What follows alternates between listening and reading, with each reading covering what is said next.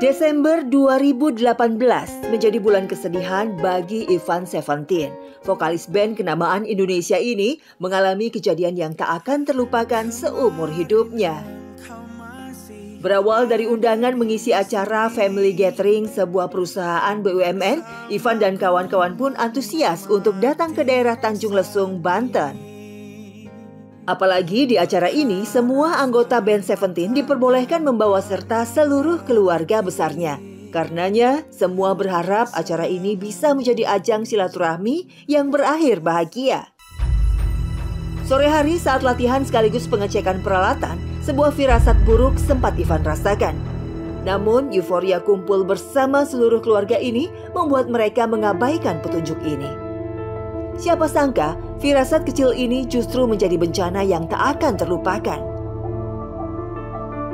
Almarhum Bani sempat melihat ada api di Gunung Krakatau, karena kan bisa melihat. Jadi kita manggungnya tuh pas di depan gardu pandang anak Gunung Krakatau.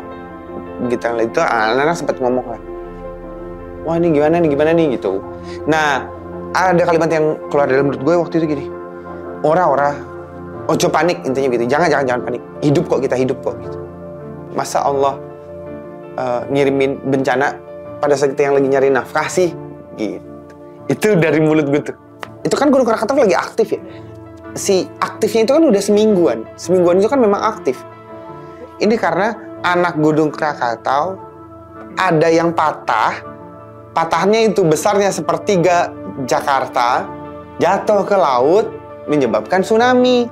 Makanya nggak ada gempa, nggak ada gunung meletus, air aja. Latihan dan cek peralatan pun selesai, tinggal bersiap menunggu waktu acara dimulai. Waktu luang ini banyak dihabiskan seluruh kru band Seventeen untuk berkumpul dengan keluarga. Apalagi Ivan saat itu membawa istri dan seluruh anaknya, bahkan ayah dan ibunya. Begitu juga rekan-rekan anggota band lainnya. Jamuan makan sore pun dihidangkan oleh pihak panitia. Namun entah mengapa, Ivan justru tak berselera makan. Berbeda halnya dengan teman-teman dan keluarganya. Jadi sebelum kita manggung, kita tuh sempat dinner makan satu band. Cuma gue doang yang nggak makan. Iya, gue nggak tahu. Perasaan gue nggak enak. Perasaan gue kayak gimana ya? Kayak begah, panas, gerah. Yang lain itu makan dengan lahapnya, makan lahap banget. Nah, yang terjadi adalah pada saat yang lain makan, gue tuh kayak seneng banget ngelihat yang lain makan. Habis itu kita ke belakang panggung, terus tiba waktunya, mereka pun menuju pentas. Band Seventeen yang kala itu sedang naik daun, tentu digandrungi banyak orang. Lagu-lagu mereka yang melankolis dan penuh pesan cinta memang banyak disukai penggemar tanah air. Kehadiran grup band Seventeen membuat ratusan peserta gathering tumpah ruah berkumpul di depan panggung saat itu. Hingga akhir pertengahan sebuah lagu, tiba-tiba Ivan merasakan sebuah keanehan.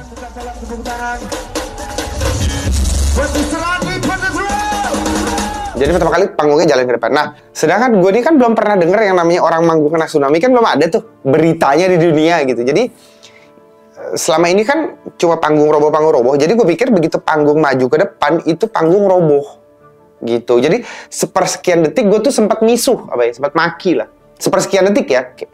Kayak panitia ini kup. Gitu lah. Muka-muka orang yang di depan itu yang mepet sama panggung tuh kan ke perak gitu ya. Kepala-kepala itu kelibas sama panggung. Kelibas sama panggung. Jadi patahnya tuh di tengah gitu. Bukan patah ke belah dua, iya. Jadi gue ke depan. Nah, begitu ke depan, terus Rijing nimpa kepala, pingsan, gitu.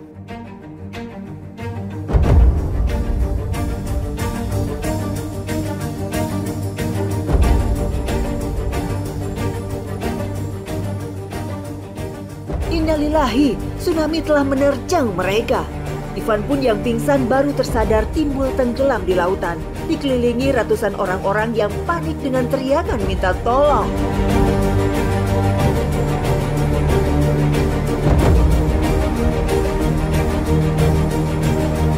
Ia akhirnya menemukan kotak seperti peti bersama 3 orang lainnya. Kotak itulah yang menjadi harapan mereka untuk tetap hidup. Selama terombang-ambing di laut, Ivan berusaha memberi semangat kepada 3 orang lainnya untuk bertahan. Selama 2 jam mereka berpegangan di kotak tersebut, berharap segera mendapat pertolongan. Jadi selama 2 jam ini gue ngobrol gini. Pertama gue tanya dulu, apakah kalian muslim? Ya muslim, alhamdulillah. Maksudnya biar bisa kita berdoa sama-sama. Jadi gue ajak 4-4-nya salawatan. Terus kayak mereka mulai teriak-teriak gitu ya. Terus gue bilang jangan teriak. Kalau orang di darat mau nolong, pasti udah nolong. Jadi nggak ada gunanya teriak. Jadi gue ingat banget gue sempat nyontain sekali. Tolong gitu. Ini capek nih. Udah jangan teriak lagi. Kotaknya kan dipegangnya kan sudut sama sudut. Ini kan harus seimbang banget nih.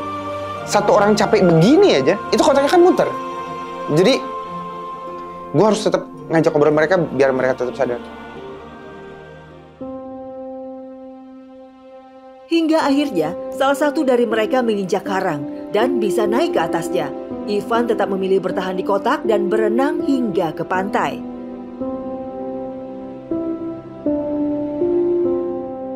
Tiba di daratan, Ivan pun kembali pingsan. Beberapa orang warga setempat membantunya menuju ke rumah salah seorang warga untuk membersihkan diri.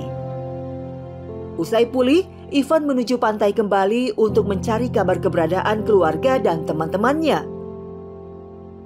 Kondisi pantai saat itu sepi karena adanya kabar akan datangnya tsunami kedua. Di pantai, ia berhasil menemukan jenazah kawannya, Aa Jimmy. Allahu Akbar, air laut naik.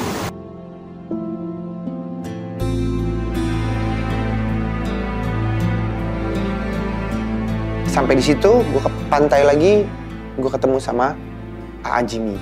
Udah gak ada. Tapi posisinya belum ada yang megang. Karena di pantai itu begitu balik lagi, itu tuh masih sepi, masih kosong. Ada mobil polisi, ada mobil tentara. Tapi seorangnya udah gak ada gitu. Karena banyak isu tsunami susulan. Jadi gak ada yang berani ke tempat itu.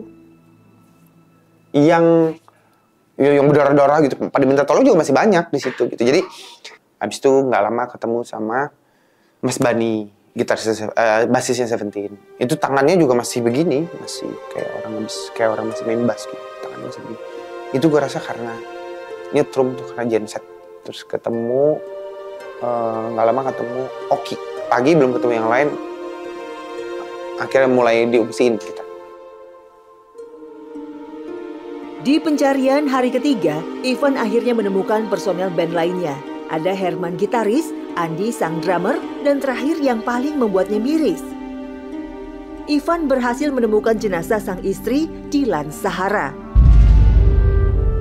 Posisinya sudah berada di ruang mesin kolam renang hotel. Ia bisa mengenali jenazah sang istri dari tanda-tanda lahir di tubuh sang istri. Ivan pun terus menemani jenazah sang istri hingga ke rumah sakit. Semarah-marah apapun, gue itu tidak pernah lulus. Kita tuh nggak pernah lulus komunikasi 1 kali 24 jam, lebih dari 1 kali 24 jam. Nggak pernah. Nah, jadi yang pertama gue lakuin adalah gue cerita. Orang kangen ya, karena kangen kan waktu itu. Jadi cerita gitu. Saya ngaku kena tsunami, saya anak-anak aku ngeliat mau kayak gitu. Cerita panjang, aku tuh kangen, aku curhat ke mama. Cuma gue nggak tahu kenapa.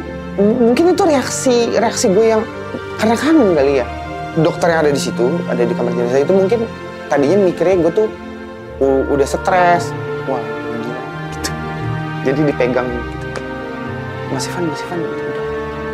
Mas Ivan gak apa-apa kan gitu. Cuman gue meyakinkan kalau enggak dong, enggak apa-apa. Gue cuma kangen doang. Jadi akhirnya gue cerita. Kangen gitu. Ya sambil meluk, sambil dicium.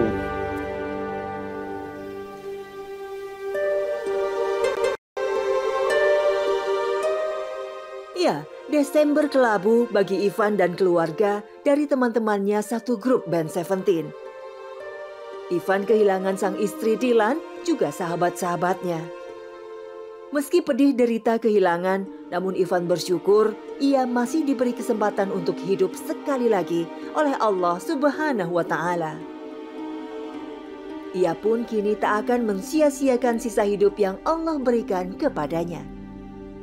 Kenangan tak terlupakan di bulan Desember akan menjadi pelecut semangatnya untuk selalu bersyukur dan berusaha menjadi hamba Allah yang lebih baik lagi. Yang gue tahu perbedaan hidup sama mati itu tipis banget. Tipisnya minta ampun.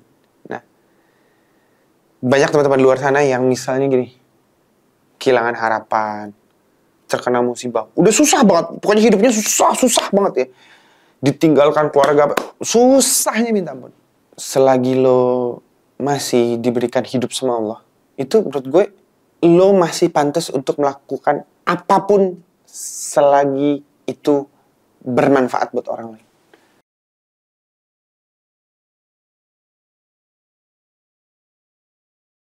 Sahabat hikmah, firasat adalah salah satu fitrah daripada manusia.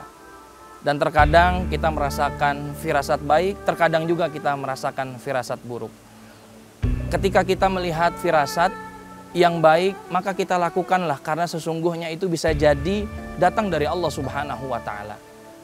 Akan tetapi sebaliknya, apabila kita melihat firasat buruk, sesungguhnya itu juga bisa menjadi tanzir atau nazir, peringatan untuk kita bahwa ternyata akan terjadi sesuatu.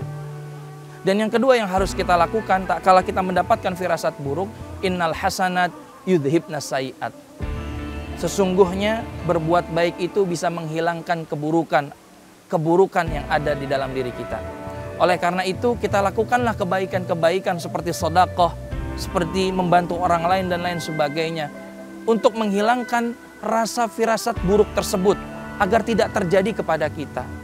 Mudah-mudahan tak kala kita bertemu dengan firasat-firasat yang buruk, kita segera sadar. Kita berdoa kepada Allah Subhanahu wa Ta'ala, semoga firasat baik yang kita rasakan, baik itu dalam keadaan senang, baik itu dalam keadaan bergembira, dan senantiasa ingat kepada Allah Subhanahu wa Ta'ala. Intinya bahwa setiap firasat yang kita rasakan itu bisa menjadi salah satu pengingat buat kita, agar kita senantiasa ingat dengan Allah.